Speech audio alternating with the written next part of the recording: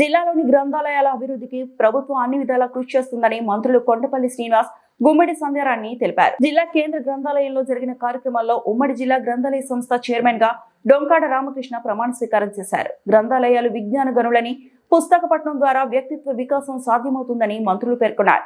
జిల్లాలో గ్రంథాలయాలను మరింత బలోపేతం చేయడమే లక్ష్యమని తెలిపారు. ఈ కార్యక్రమంలో ప్రజాప్రతినిధులు, అధికారులు, కూటమి నాయకులు పాల్గొన్నారు. అధ్యక్షత వహిస్తున్నటువంటి దత్తి లక్ష్మణరావు గారికి, మరి ఈరోజు విజయనగరం ఉమ్మడి జిల్లా గ్రంథాలయం చైర్మన్గా బాధ్యతలు తీసుకున్నటువంటి డొంకాడ రామకృష్ణ గారికి, మరి వేదిక మీద ఉన్నటువంటి స్థానిక శాసనసభ్యురాలు, పూసపాటి వంశస్థులు, విజయనగరం ప్రాంతానికి ఒక సుస్థిర పరిపాలన అందజేసినటువంటి కుటుంబం, మరి విజయనగరం హెడ్ క్వార్టర్స్లో జిల్లాలోనే పూర్తిగా తెలుగుదేశం పార్టీని నడిపించి సుమారు 40 సంవత్సరాలు నడిపించి విజయాలు పొందుతూ ప్రజల్లో ముందుకు వెళ్తూ మరి ఈ గ్రంథాలయం ప్రమాణ స్వీకారం కూడా వచ్చినటువంటి శాసనసభ్యురాలు అదితి విజయలక్ష్మి గారికి, మరి అలాగే యువకులు, చైతన్యవంతులు, ప్రజలందరినీ కూడా కలుపుకొని, కుటుంబ సభ్యుల్లా కలుపుకొని వాళ్ళలో మమేకమై ఎక్కడ ఏమున్నా నేనున్నాను, నా వంతుగా నేను చేస్తాను.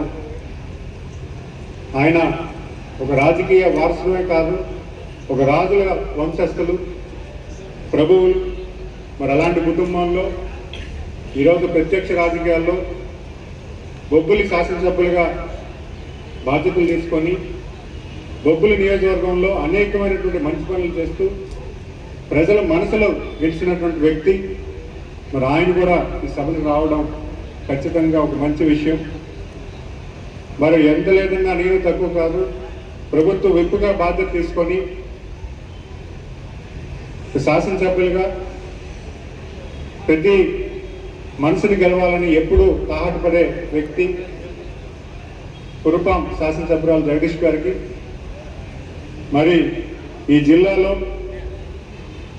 బీజేపీని, పార్టీని, బీజేపీ కార్యకర్తల్ని, కుటుంబాల్ని నేను కూడా పెద్ద ఎత్తున బాధ్యత తీసుకుంటాను. తెలుగుదేశం బీజేపీని స్ట్రెంథెన్ చేయడానికి బాధ్యత తీసుకున్నటువంటి బీజేపీ జిల్లా అధ్యక్షులు రాజేష్ గారు మనందరికి కూడా బాగా పరిచయం. ఎందుకంటే ఈరోజు నేను ఒక విషయం అయితే ఈ స్టేజ్ మీద చెప్పాలి. కురుపాము నియోజకవర్గంలో ఏదైనా ఫోన్ వచ్చినా, మాట వచ్చినా నేను ఏంటి కొంచెం ఇబ్బంది ఉంది అనుకునేదాన్ని. ఈరోజు ఇద్దరు కూడా బావమరుదులు, అన్నదమ్ములు, నాకు తెలియదు, ఇద్దరు కలిశారు. కురుపాము నియోజకవర్గంలో చదువులు లేకుండా అయిపోయాయి. బావమరుది కృష్ణుడు, అర్జునుడు చక్కగా రామకృష్ణ లక్ష్మణరావు గారు కలిశారు. మొత్తం అన్నీ కూడా ప్రశాంతంగా జరుగుతున్నాయి. అలాగే వాళ్ళకి కూడా వెనుకున్న పెద్దలు చాలా మంది ఉన్నారు, వాళ్ళందరూ కూడా సహకరిస్తారు.